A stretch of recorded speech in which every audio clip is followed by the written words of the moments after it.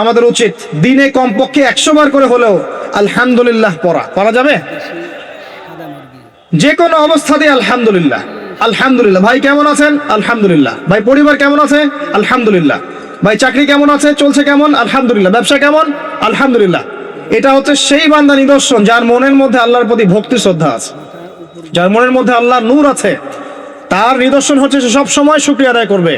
একটা এক্সাম্পল দিচ্ছি, দেখেন ইব্রাহিম আলাইহিস সালাম ওই থাকতেন, আর এই যে এইখানে মক্কায় তার একজন স্ত্রী হাজারা আলাইহিস সালাম, ওইখানে একজন স্ত্রী সারা আলাইহিস সালাম।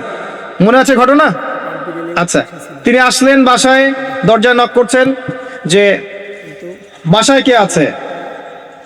দরজার পিছন থেকে বলা হচ্ছে যে আমি। তিনি বলছেন ইসমাইল কোথায়?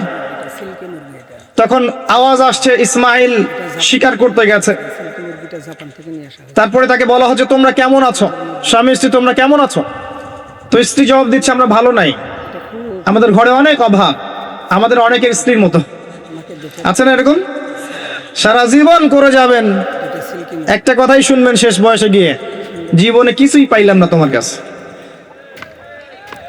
নিজের মাথার ঘাম পায়ে ফেলে করতেই থাকবেন, করতেই থাকবেন, করতেই থাকবেন, করতেই থাকবেন, কিন্তু আপনি শুনতেই থাকবেন, শুনতেই থাকবেন, কিছুই করলাম না, কিছুই পাইলাম না, কিছুই পাইলাম না। অমুক ভাবি কত ভালো আছে, অমুক কত ভালো আছে, অমুকের এত আছে, অমুকের তত আছে। সুবহানাল্লাহ।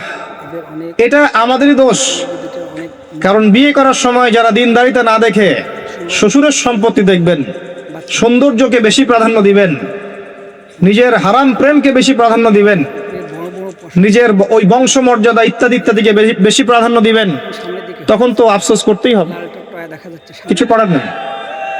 এই জন্যই তো নবী সাল্লাল্লাহু আলাইহি ওয়াসাল্লাম বলেছেন যে দিনদার স্ত্রীদেরকে দেখে বিয়ে করো, যার মধ্যে দিনের বুঝ আছে, জ্ঞান আছে, একে দেখে বিয়ে করো। তবে এখানেও একটা বিষয় আপনাকে সতর্ক করতে চাই যে প্রত্যেকটা বোরখার পিছনেই সঠিক দিনদারিতা থাকে না। অতএব এটা দেখেও ধোঁকা খাওয়ার কিছু নাই। দিনদারিতা আল্লাহর সাথে বান্দার মনের ব্যাপার। দিনের বেসিক কিছু প্রশ্নের মাধ্যমে আপনি তার উত্তর পেতে পারেন, দিনের বেসিক কিছু বুঝ আচরণ দেখে আপনি তার উত্তর পেতে পারেন, তার তাকওয়া দেখে আপনি উত্তর পেতে পারেন। একজন আমিরুল মুমিনিন খলিফা, তিনি রাত্রেবেলা জনগণের অভাব অনটন দেখেন। একদিন দেখতে দেখতে রাতে ক্লান্ত হয়ে পড়লেন, একটা দেয়ালের আড়ালে তিনি দাঁড়িয়ে বিশ্রাম নিচ্ছেন, বসে পড়েছেন। দেয়ালের পিছন থেকে তিনি আওয়াজ শুনছেন, মা আর মেয়ে কথাবার্তা বলছে। মা বলছে দুধে পানি মিশাও, আর মেয়ে বলছে যে ইত্তাকিল্লাহ, হে মা আল্লাহকে ভয় করো। তার মা বলছে এখানে তো ওমর নাই, ওমরের প্রশাসন নাই, ভয়ের কি আছে, মিশাও, পানি মিশাও। তখন এই মেয়ে বলছে ওমর নাই তো কি হয়েছে, ওমর রব আল্লাহ তো জীবিত আছেন, তিনি দেখছেন। ওমর রাদিয়াল্লাহু আনহু পরের দিন ওই বাড়িটা মার্ক করে রাখলেন রাত্রেবেলা। পরের দিন তার ছেলেকে নিয়ে আসছেন এই বাসায়, এসে মেয়ে দেখাচ্ছেন, এই মেয়ে পছন্দ হয় কিনা দেখো। মেয়ে পছন্দ হয়ে গেছে। আমিরুল মুমিনিনের মানে রাষ্ট্রপ্রধানের ছেলের সাথে এই মেয়ের বিয়ে হয়ে গেল। দুধওয়ালি, দুধ ধোয়াচ্ছেন যেই মেয়ে, কি দেখে বিয়ে দিলেন?